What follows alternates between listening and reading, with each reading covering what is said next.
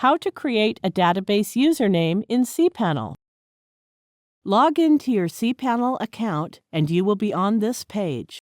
Go to the Databases section and click Manage Databases.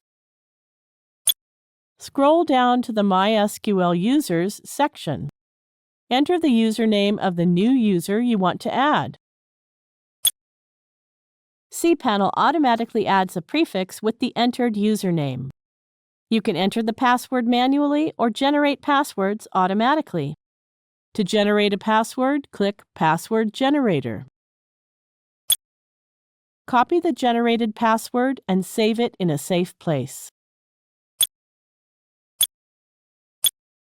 Now click to check the box after saving the password and then click the Use Password button.